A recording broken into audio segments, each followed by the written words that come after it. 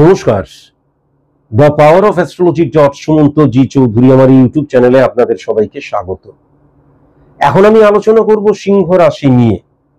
August থেকে before পূজা vacation, August থেকে পূজা, দুর্গাপূজার ঠিক আগের মুহূর্ত পর্যন্ত এই সময়টা সিংহ রাশির জাতক জাতিকাদের 5 জন থেকে ভীষণ সাবধান হতে হবে, সাবধানতা অবলম্বন করা প্রয়োজন। তার কারণ এই 5টি দিক বা 5 জন বা 5টি ক্ষেত্র বা 5টি প্রভাব শত্রুতার কাজ করবে, এবং এই শত্রুতা কিন্তু সিংহ রাশির জাতক জাতিকাদের ব্যর্থ হওয়ার জন্য প্ররোচিত করবে, ব্যর্থ হওয়ার জন্য তাদেরকে উৎসাহিত করবে, বা এই শত্রুতার যে নেগেটিভ বা ব্যাড ইমপ্লিমেন্টেশন সেটাতে কিন্তু আমার জীবন আনসাকসেসফুল লাইফ লিড করতে শুরু করবে, এটাও কিন্তু লক্ষ্য করা যাচ্ছে। আমি যদি সর্বপ্রথম খুব ভালো মতো লক্ষ্য করি যে শনি এবং রাহুর অবস্থান হয়ে রয়েছে, শনি এবং রাহুর অবস্থানকে শ্রাপিত দোষ বলা হয়, সেইটা বাদ দিয়ে দিলাম।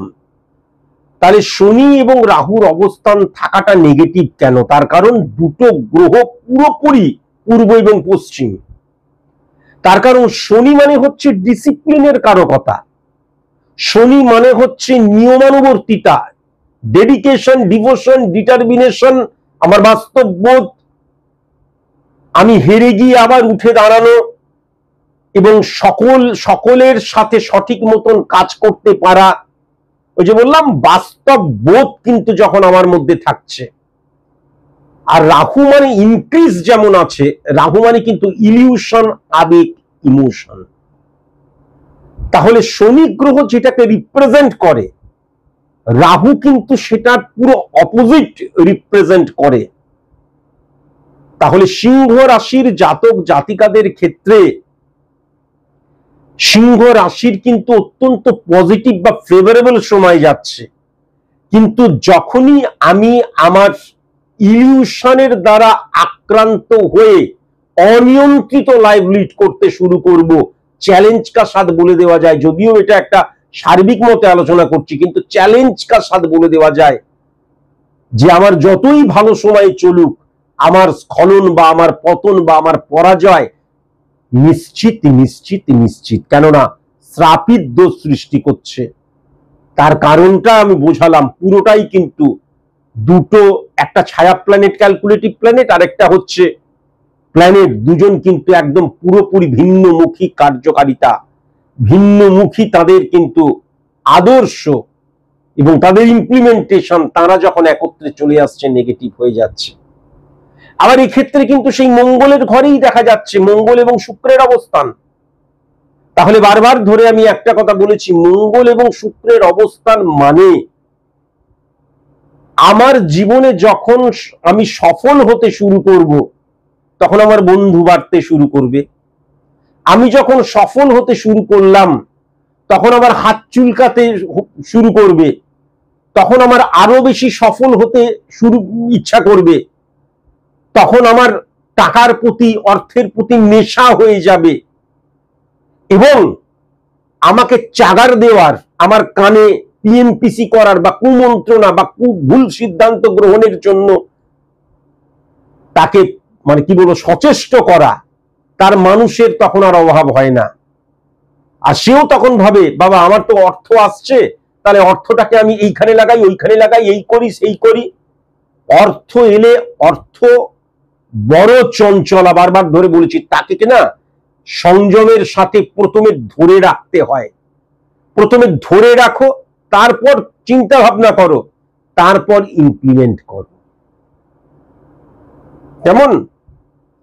তাহলে এই ক্ষেত্রে কিন্তু মঙ্গল এবং শুক্রের অবস্থান কি হচ্ছে, ফাটকা রিলেটেড জায়গাটা চলে আসছে, অর্থটাকে মিসইউজ করে ফেলছি, ফাটকার জায়গা বা 3 মাসে টাকা ডবলের জায়গা বা ভুল জায়গায় টাকাটাকে ইনভেস্ট করছি, বা দেখা যাচ্ছে ওই টাকাটা নিয়ে ভুল প্রোডাক্ট নিয়ে আমি বিজনেস করছি, মুদ্রা কথা আমার যেমন ভাবে চলছি হঠাৎ করে ব্লকড হয়ে যাচ্ছি।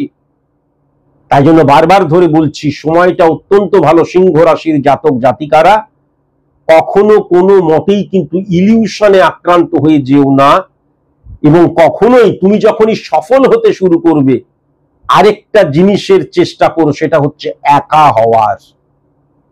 তা না হলে তোমার আশেপাশে যারা বন্ধুরূপীরা রয়েছে তারা তোমার সফলতা থেকে খাপলা বসাতে এসছে। খাপলা বসাবার জন্যই তাদের এত প্রচেষ্টা, তোমাকে নিঃস্ব করা, রিক্ত করা, ভুলভাবে ইমপ্লিমেন্ট করার জন্যই কিন্তু তাদের এত প্রচেষ্টা। তোমার অর্থ দ্বারা নিজেরা পুষ্ট হওয়ার জন্যই কিন্তু তাদের এত প্রচেষ্টা। এটা মাথায় রেখো।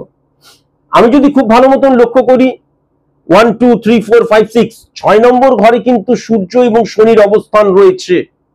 তাহলে কর্মক্ষেত্রের পরিবেশ অনুকূল না থাকা, কর্মক্ষেত্রে চাপ বৃদ্ধির জন্য হঠাৎ করে আমি ইরিটেট হয়ে যেতে পারি, আমি ইমোশনাল হয়ে যেতে পারি। ইরিটেট থেকে চাপ বৃদ্ধি হচ্ছে, আমি ইরিটেট হয়ে যাচ্ছি, সেখান থেকে কি হচ্ছে, আমি দেখা যাচ্ছে লুজ টক করছি, আমি দেখা যাচ্ছে ভুলভাবে কিন্তু ব্যাখ্যা, বা আমার যে একটা ইরিটেশন আসছে সেই ইরিটেশনটাকে প্রকাশই করছি আমি আর্গুমেন্টের মধ্যে দিয়ে, লুজ টক করার মধ্যে দিয়ে।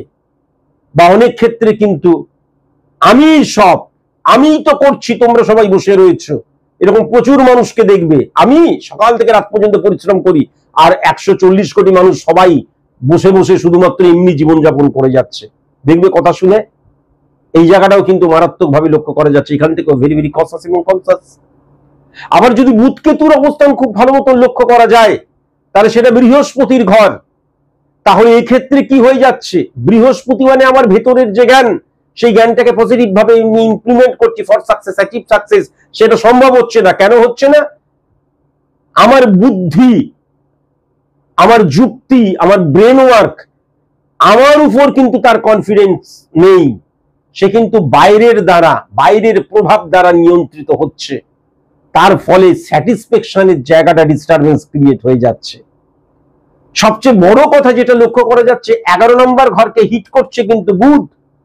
তাহলে সেই বুধ যখন কেতু কানেকশন এবং বৃহস্পতির সাথে কানেকশন ক্রিয়েট করছে, তার ফলে আমার বুদ্ধিটাকে সঠিক মতন ইমপ্লিমেন্ট না করার জন্যই আমি সচেতন ভাবে কোনো কাজ করছি না, ভুল যুক্তি দ্বারা আমি প্রভাবিত হওয়ার জন্য আমার কর্মফলটা ডিটোরিয়েট করে যাচ্ছে। বৃহস্পতির ঘরেই বসে রয়েছে। তাহলে আমার ভেতরে নলেজ ছিল, আমি তো ঈশ্বর, god is dedication combination of all relates and thinkings, কিন্তু আমি ভুল জায়গায় পরিচালিত হলাম। চারি পৃথিবীর সব জায়গায় তন্ন তন্ন করে ঈশ্বরকে খুঁজলাম কেবল নিজের অন্তর ছাড়া। তার ফলে কি হয়ে গেল, আমার সফলতাটা কিন্তু সেরকম ভাবে এলো না, আমার মনের মধ্যে স্বচ্ছতাটা এলো না, এবং কর্মফলের জায়গায় আমার কিন্তু ডিটোরিয়েট করে গেল। এটাও কিন্তু পরিষ্কার লক্ষ্য করা যাচ্ছে। কেমন? এইবার যদি খুব ভালো মতন দেখা যায়, চন্দ্র মঙ্গল বৃহস্পতি কিন্তু আবার বুধের অবস্থান, আবার 9-6 কানেকশনের মধ্যে দিয়ে রাহুও কিন্তু হিট করছে। তাহলে চন্দ্র মানে তো আমার মন, চন্দ্র মানে তো দৃষ্টিভঙ্গি, চন্দ্র মানে তো মন, মানসিকতা, মনোভাব। তাহলে চন্দ্রের এই যে রিফ্লেকশন, সেই চন্দ্রের রিফ্লেকশন বিশ্বাস করতে শুরু করবে, বা চন্দ্রের রিফ্লেকশন জানান দেবে যে আমার মধ্যে জ্ঞান রয়েছে। তার কারণ চন্দ্র এবং বৃহস্পতির একত্রীকরণ, ঘরটা কোথায়? মঙ্গলের ঘর, এবং সেই মঙ্গলের ঘরে কি? বুধের অবস্থান। তার মানে আমার ভেতরে জ্ঞান আছে আমি জানি, আমার ভেতরে নলেজ আছে আমি জানি, এবং তার দ্বারা আমি সফল হতে পারি সেটাও আমি জানি। কিন্তু যখন আমি ওই যে বললাম যে আমি কোনো প্ল্যানিং করলাম, আমি কোনো টার্গেট করলাম, সেটাকে যখন আমি অ্যাচিভ করব, তখন আমার কায়িক শ্রম দ্বারা সেটাকে করতে হবে।